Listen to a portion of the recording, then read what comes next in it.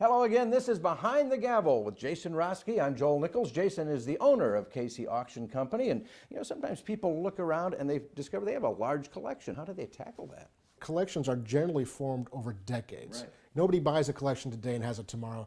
They grew passionate about it, they learned about it, they started accumulating it, people started giving them as gifts, or it was inherited decades ago. So there's not, the challenge for most people is how do you sell what's taken decades to accumulate in a very short window? Right. And that's where we come in. And the things that the most important part is to communicate. We talk about that on every video that we do. That's right. Talking to your family, making sure that they understand that you're getting ready to sell it, or if you've inherited that your brothers and sisters know that it's going to be sold.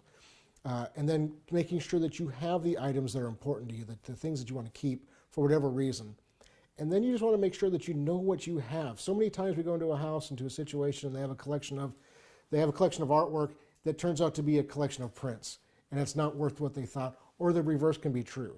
And so you want to spend some time, it might even make sense to hire an appraiser to come in and give you an evaluation, tell you what you have, knowing that an appraisal isn't the end-all be-all value-wise, but it's a good idea to know that this piece is worth 3 times more than that piece. So let's define this. In your life, in your business, how do you define a large collection? It kind of varies by asset, but a large collection is anything more than anybody else that you know has.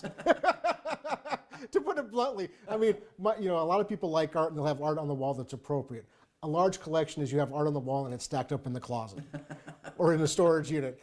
So somebody might collect, have jewelry that they like, but somebody's collected has 5 jewelry boxes full of jewelry and safety deposit boxes.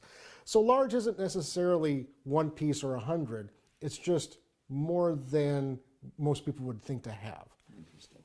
And so that's what we see. And we deal with this regularly. I mean, in 2018, we're going to sell over 900 paintings alone. We're selling almost 3 paintings a day, dealing with these kinds of collections, everything from somebody's got 10 pieces to we sold one collection of over 300 paintings this year.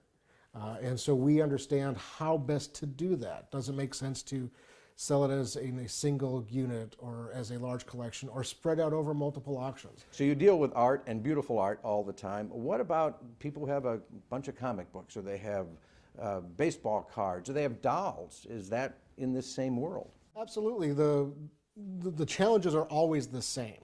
You look at the spare bedroom and it's filled with dolls. What do you do with them? You look at the basement, your dad's man cave, and it's got 500,000 baseball cards or 10,000 comic books. What do you do with it? If it's overwhelming, that's where we can really work with you. And it's really a matter of laying out a plan and deciding what's important, what's to keep, and then really analyzing what's there.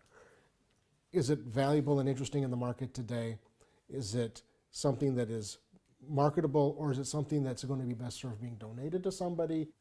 Oftentimes that's the best course of action, and it's really just a matter of looking through these things, not in the I've inherited all this stuff, what do I do, but getting someone in there who's not emotionally attached to it.